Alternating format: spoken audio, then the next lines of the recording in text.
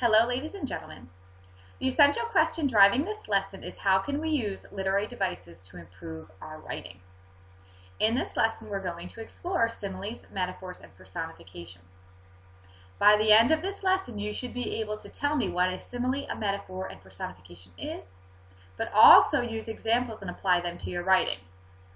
At this point in time, if you haven't completed last week's assignment, which was part 1 of Mrs. Pratchett's room writing, you should stop this lesson and make sure you've completed that assignment. This lesson, you're going to add to that assignment by adding a simile, a metaphor, and personification to your piece of writing that you completed last week. So please make sure that is done. This lesson adheres to standards 157A and 137D, which deals with literary devices and creative writing.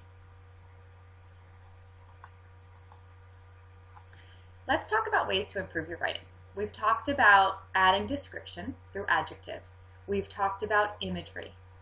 Now I'd like to talk about using literary devices such as similes, metaphors, and personification.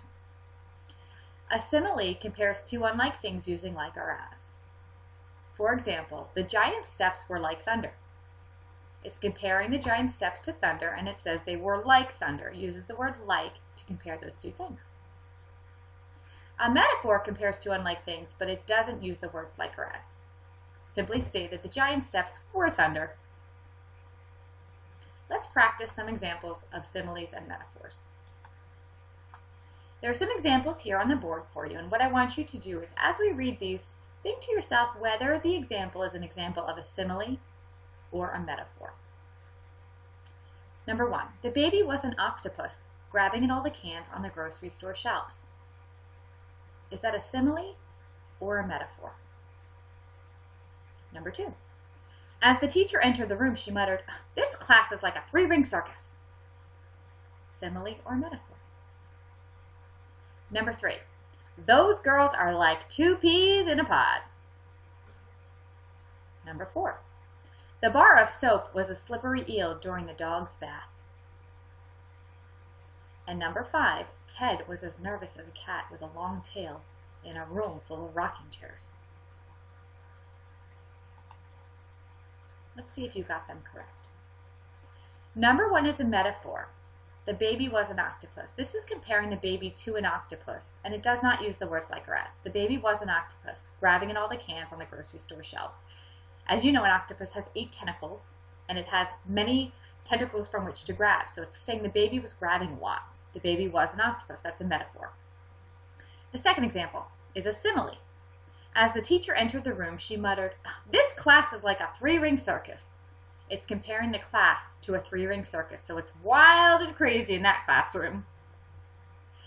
The third example is a simile. Those girls are like two peas in a pod.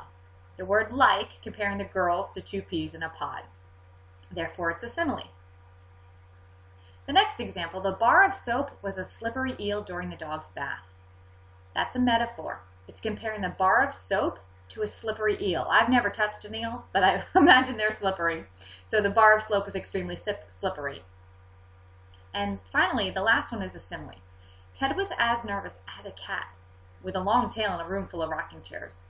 It's comparing Ted and his nervousness to a cat in a room full of rocking chairs, and this cat has a long tail, so it needs to be careful not to get its tail rocked on.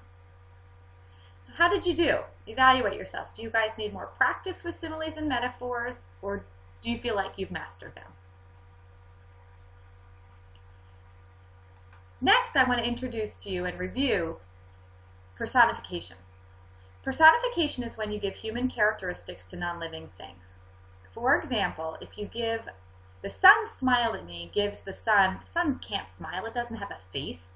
If you give characteristics to something that is not living, that are human, then it's called personification. And the hint is the word person. I always think of the word person.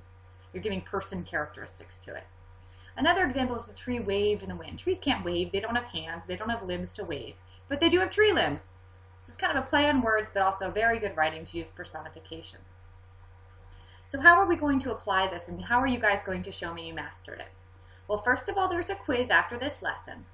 And secondly, we're actually going to implement this into our writing. As I said before, you started writing last week on Mrs. Pratchett's room, and you did a rough draft. What I would like you to do is add one simile or metaphor to that draft, and one example of personification. Then I want you to underline your examples, save it, and submit your final draft to me. Please make sure that you have all the types of imagery as was required in the first draft, and you also have a simile or metaphor, and personification, and a well-edited piece. Please let me know if you need any help.